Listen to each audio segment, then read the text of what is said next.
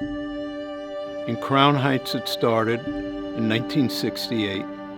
Rabbi Yitzhak Golden, Olav Shalom, passed away in the back of 770 during Simchas Torah. There were several thousand people there. They all looked at him on the floor, and no one knew what to do. Somebody called the police, the fire department, and after about 45 minutes, an ambulance came. I remember till today it was United Ambulance. Came with a car ambulance in those days. They didn't even have oxygen in the ambulance, and they took Rabbi Golden to the hospital, but it was all over with. He passed away.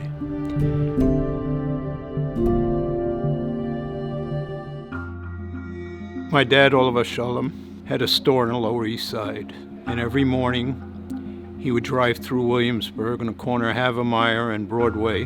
Chassidish guys that worked on the East Side knew he was coming through about 9:15, 9:30 in the morning, so he gave them a hitch over the bridge.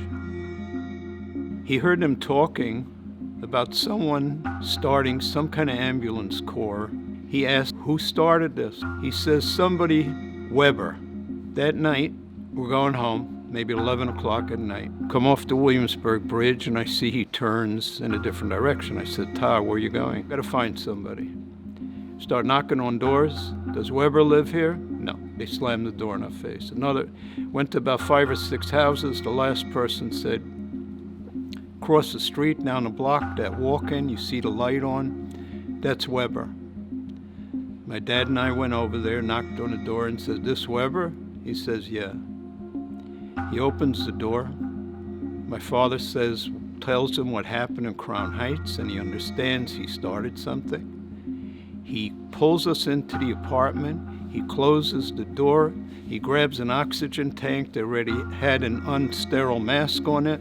He puts it in my father's hands. He says, here's how you turn it on. Here's how you regulate it. And someone don't feel good, put the mask on their face and they'll be okay.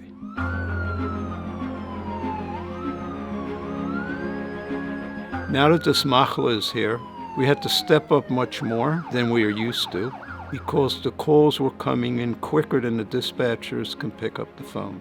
Our guys, they're malachim, our members, they ran on a drop of a dime when the dispatcher came over the ear about another call somewhere.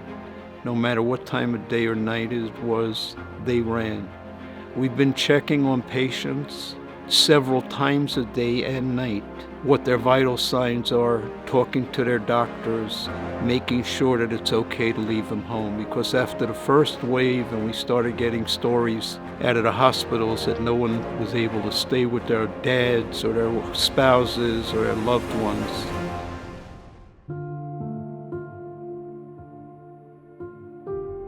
I do it because that's what I saw in my dad, helping people. No matter what it was, if someone got incarcerated, he stopped the store, he ran, he didn't care.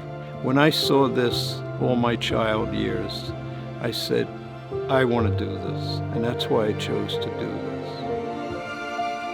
My way of giving back to the Ribbono Shel Olam is to do this work. Until today, I get calls at all hours of the day and night to help people, not only in Hatzolah, but in many other different areas too.